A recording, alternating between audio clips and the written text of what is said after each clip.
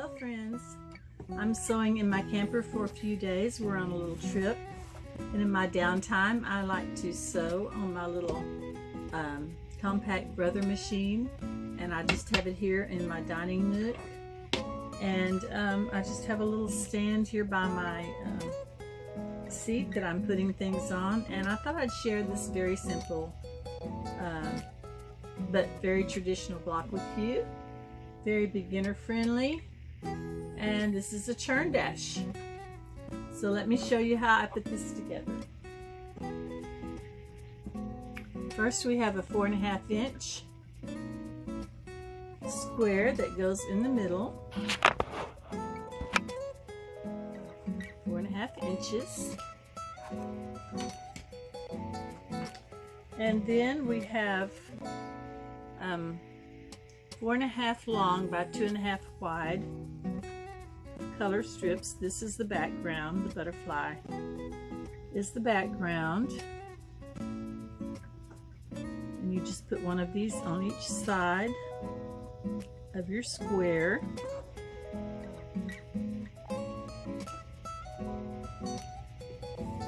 Like that. And then we have half square triangles. They are cut, they are 4.5 inch finished. So one side, put the other side on these half square triangles. They will finish at 4.5. And I cut my pieces out with Accuquilt, but you don't have to do that. You can just take your 4.5 inch out of a square unit, or use a triangular ruler to do that with. So then you have that, and then we put our background corners on.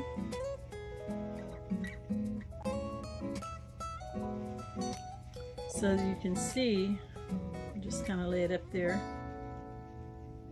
By the time you stitch those together, they will also be the same size, 4.5,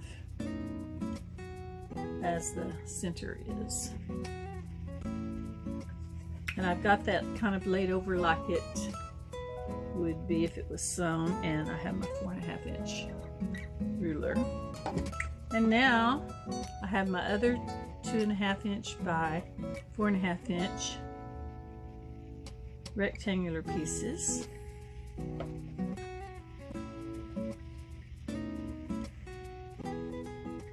And I just lay those like they are stitched together on my board. And then those would also be 4.5 inches once the seams are sewn in. Okay. So now I'll just show you how I put this together, but I'm going to put this over here on my little makeshift table so that you see how I'm sewing these together.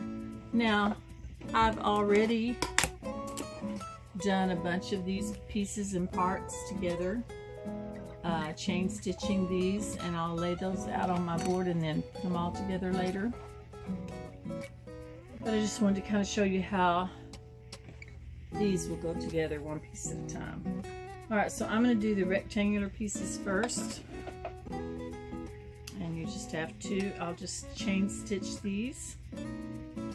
1/4 inch seam, I'm using a 1/4 inch seam foot. It has a little ledge on the edge of it there to keep you from going over.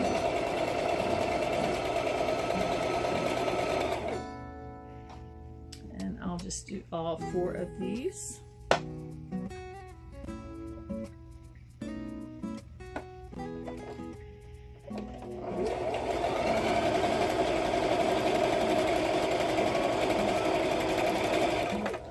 This little machine is not real fast and doesn't have a lot of fancy gadgets. It's not computerized, it's a little mechanical machine. Just has a dial. I'll bring the camera around and show it to you in a minute.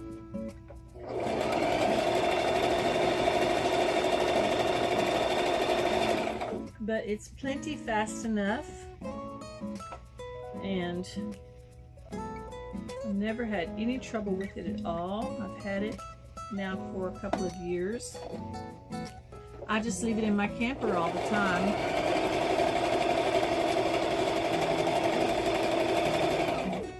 And it does great. Okay. And I'll just put my little leader ender back on there.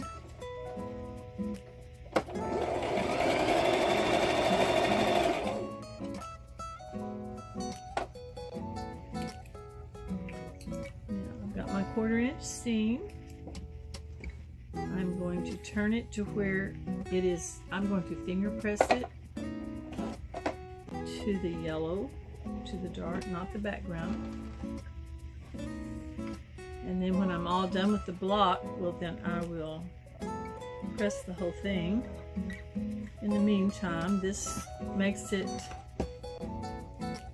just fine to sew by.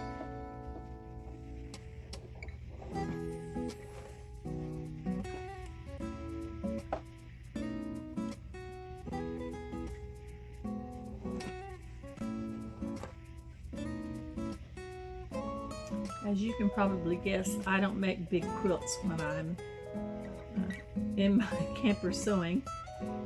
That would be kind of difficult since I don't have a big space to lay things out on. But it's great for cutting out pieces or for just sewing things together, cutting them out first and bringing them along. Okay, now I'm going to go ahead and lay these back out in the order that they came out in.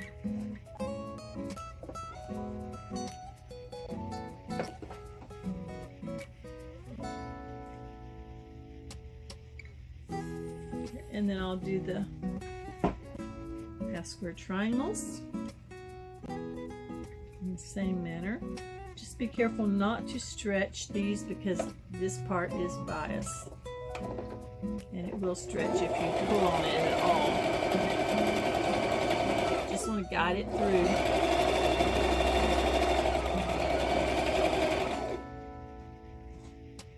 I have 4 of these to do.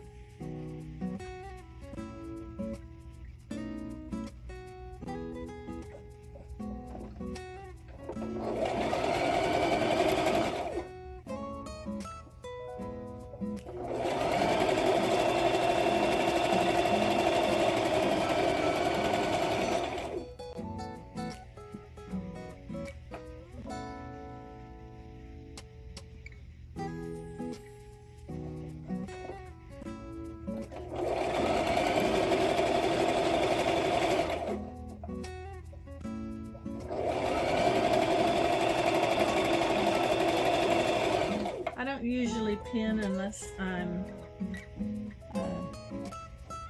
doing seams together, and then I will pin. You'll see that in just a little bit. But I find that if you just match up the edges, kind of make sure you're staying in the right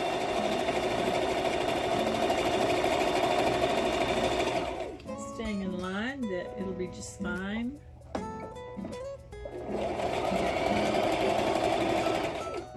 But if you like to pin, there's no problem with that either.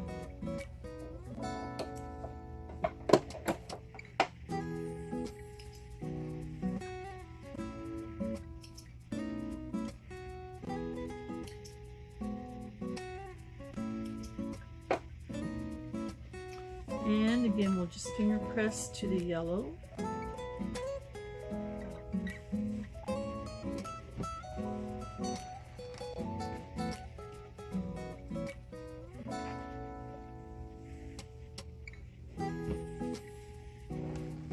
Now you hear a lot of people say, press to the dark side, press to the dark side. Most of the time that works, but sometimes on some quilt blocks, it might not always be the best thing. Sometimes I even have to open my seams, especially if I'm doing small blocks or like pinwheels or things that have a lot of seams coming together in the center. There's also a thing called swirling your seams, and I don't do that on this one, but I have done it on others. And maybe I'll demonstrate that at another time. In fact, I may have a video on my page that does demonstrate that. But anyway, we'll put these together just like we took them off, except I dropped one in the floor, or two. Let me get that. That's always fun.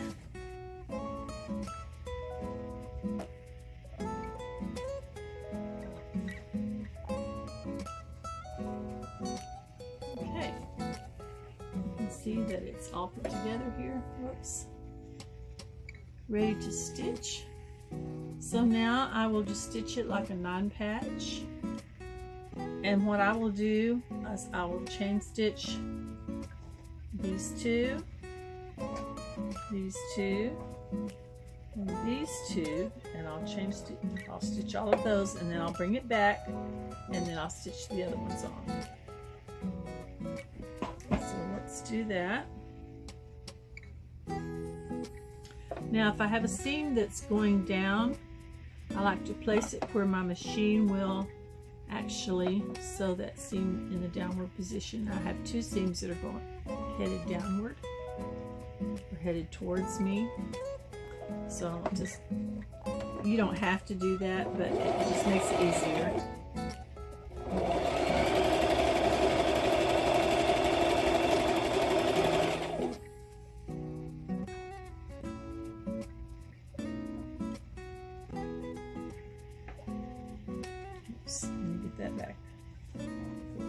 To be careful not to turn these the wrong way.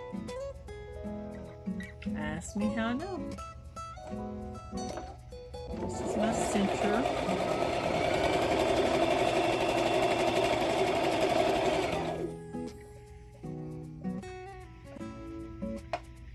And again, I have two that are going down, so that's how I want to sew them through my machine.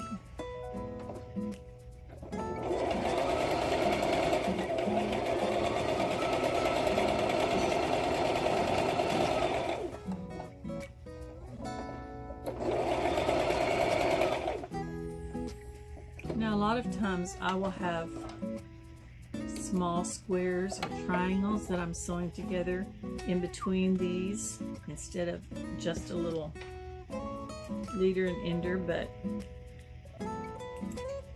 sometimes for filming purposes it's easier to follow it this way. Now here is my middle one. I know it's my middle one because it has the 4-inch square.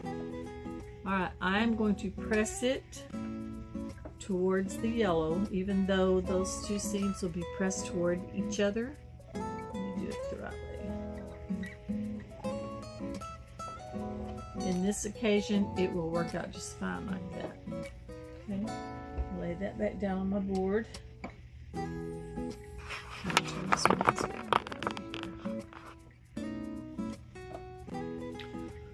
On this one, I am going to, let me see, how did I do that? I think I pressed it toward the rectangular pieces.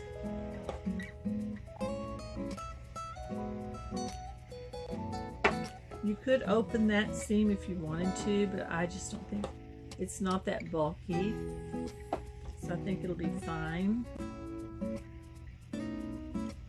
It goes down there. Always make sure you're facing the yellow towards the middle block.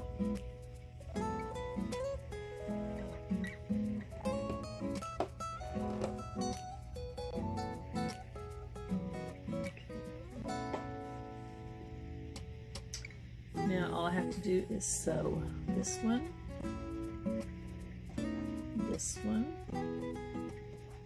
and this one. Now sometimes I do what is called webbing, and that's where you don't take these apart, you just leave them together and then you come back and sew the other half. But we'll go over that another time. Again, we want our seams to be going towards us as we're sewing this way, if possible.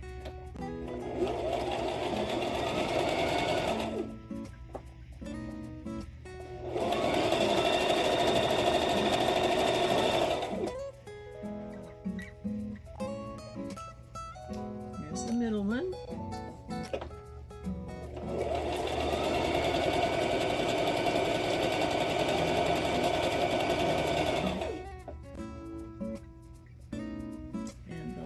One seams towards me.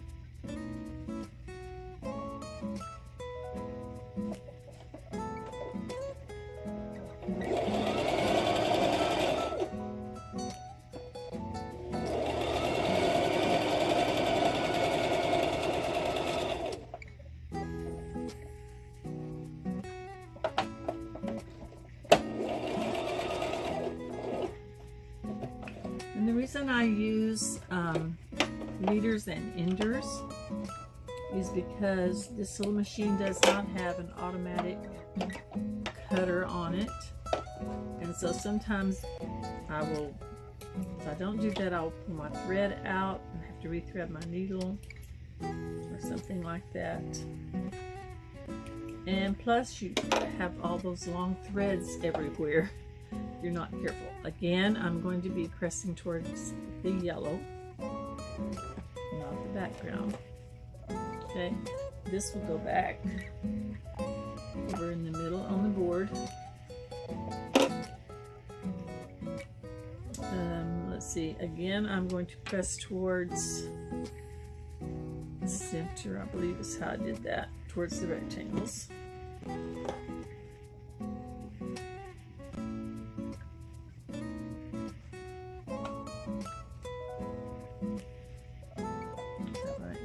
Towards the rectangle.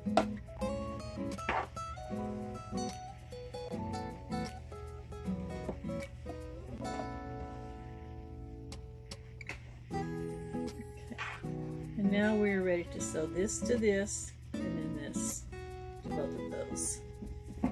This is where I will pin because I want to make sure that my seams are lined up. And my seams are going opposite directions because of the way that I press them. But I will go ahead and put a little pin in there just to make sure that I excuse me, need a drink.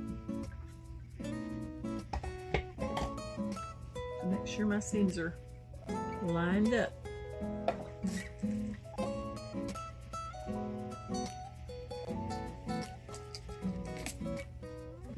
Now you can pin the ends too if you'd like to. I just kind of line them up with my fingers and hold them.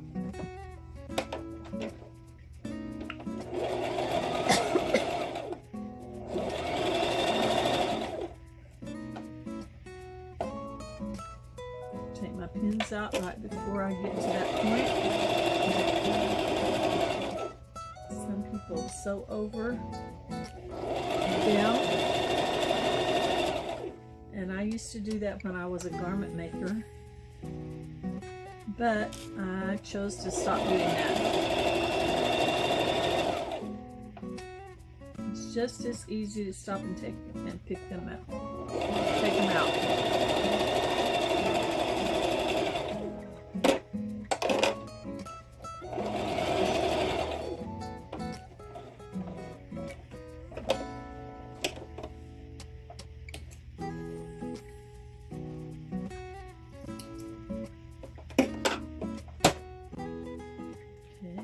That one.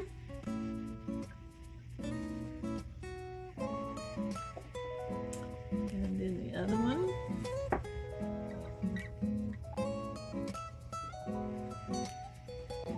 Again, we're going to pin those seams going in opposite ways. You can pull it down a little bit and make sure you got them lined up for when they are sewn in 1/4 of an inch.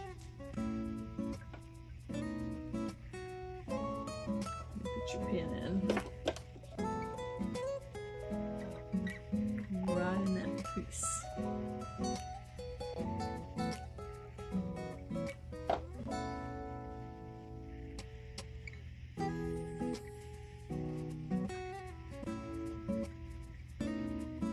doesn't quite match up, you can stretch it just a tiny bit if you need to make it fit. But I wouldn't stretch it a lot. If it needs a lot of stretching, then something was stitched wrong, and you would need to take it out and redo it.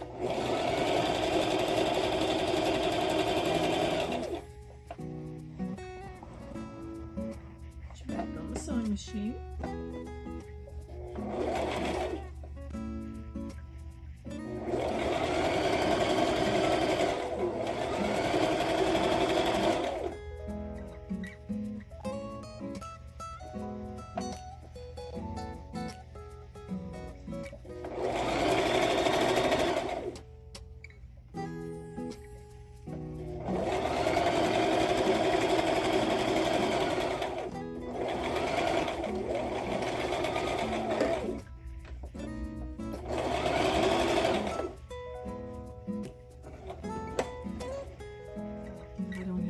Down position on this either, so I have to actually roll the wheel, but that's not a problem. I'm used to that on my Jazz sewing machine as well. Okay, there we are. Now on these seams, you could open those or you could press them either direction. Uh-oh, I gotta mess up right there.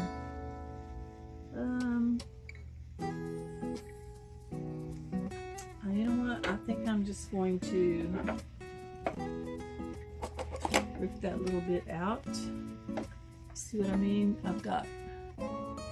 I stitched it wrong when I was stitching it down.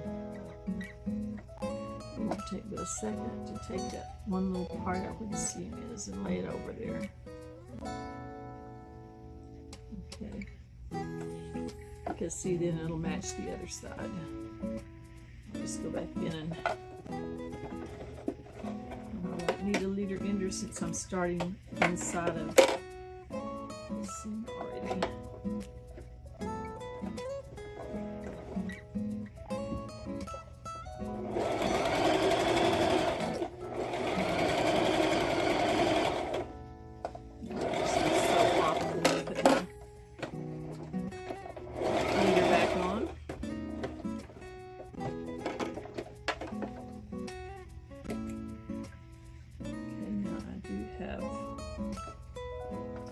Thread right there to trim since I did it that way.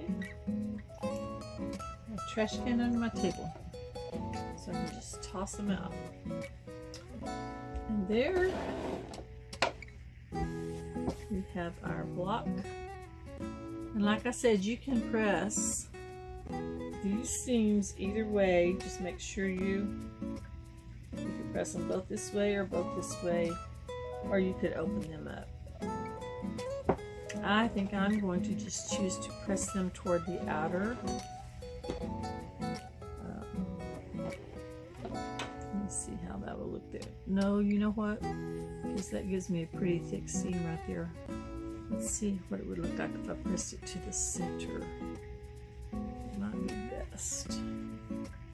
In that case, of course, I told you I'm going to iron these once I get them all made.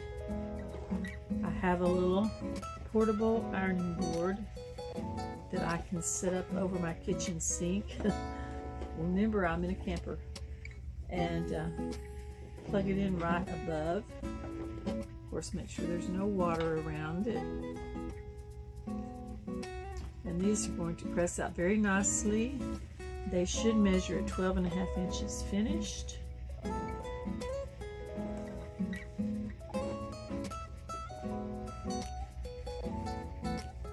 And I didn't bring my big ruler, so I will just have to wait until I get home to check those measurements. But I'm pretty sure they're going to be right on. Okay, so there is my simple churn dash block. I'll see how those seams lie whenever I get through pressing these. And if I have to, I can open them up, but I don't think I will. I think they will really lie down flatly. Alright, so I hope you enjoyed this simple little churn dash block. Some people might say, well, why are you showing something so traditional and so simple? Because when I saw this block, I fell in love with it, and I didn't have a clue how to make it. So what did I do? I went to YouTube and looked for someone that could explain it to me. And that's what I'm doing. Alright, thanks for joining me in my camper, and happy quilting to everyone.